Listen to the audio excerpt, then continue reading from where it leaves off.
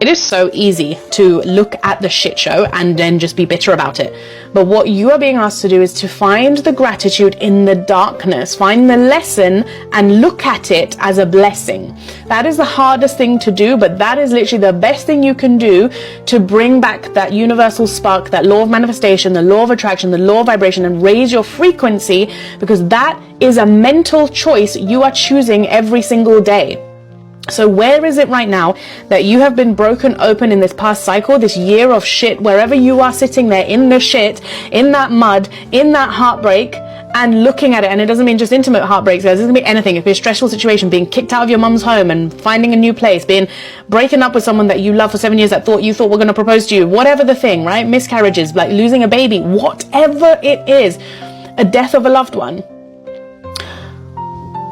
We can choose to find the light anytime that we want by switching the way that we're thinking and viewing something. But if we are not in control of our emotions and we're letting our emotions control us, it's going to be very hard, number one, to switch up that thought process, because you actually want to stew and sit in that emotion. And that's a choice that we all have, right? But the ones who master their emotions are the ones who are able to see the light, and we are able to heal and then heal others. So this is what I'm saying. Like, I don't say don't sit in your emotions. Sit in your emotions, but then transmute those emotions. Find purpose, find meaning in those emotions. That's what's coming through, okay? Now, this is a very deep message. So, you are here to tell your story. Like, some of you are my storytellers. We have the storyteller. And I did say in the previous part, guys, go and check out part 1 if you've just found this reading.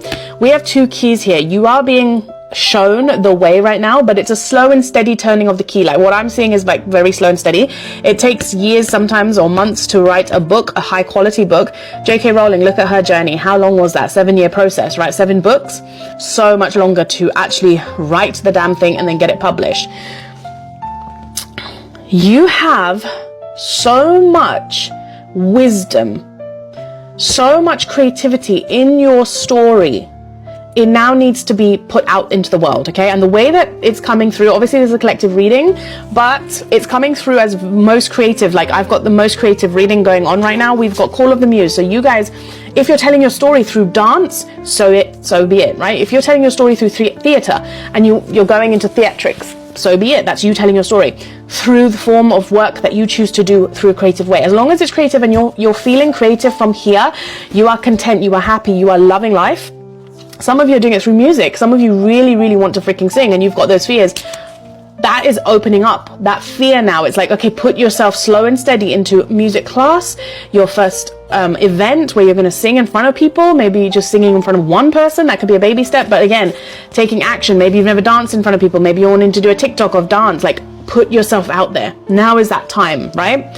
That is how you will awaken more and more of your special talents, more and more of your skills, and more of your creative genius that only you can do, only you embody, because that is this Call of the Muse. I'm going to read this from the book as well, because I feel like this card for some reason is drawing me to read from the book and the Awakened Genius. But you guys are so freaking, you're not built, like, you're multidimensional. You're not designed to just do one thing here.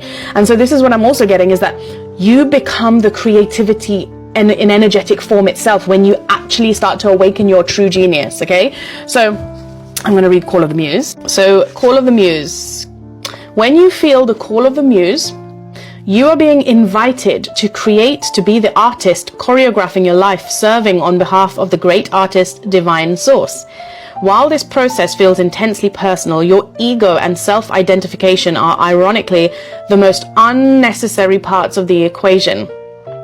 While you might think you own the magic of your creativity, can you truly say you're the source of the inspiration? Similar to the spirit of genius from card 29, imagine your creativity stemming from another spirit guide, the Muse. Just as the genius needs to partner with your intellect, so too does the Muse need you to open your heart and let magic flow through your intuition and emotions. Stop seeing yourself as the center of the process and instead see yourself as a partner in a co-creative dance.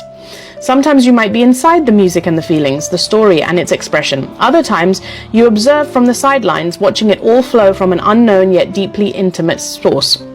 Today, your Muse is calling you to be a channel and allow the creative energy to flow through you. Go to the next part, guys, because it's going to run out.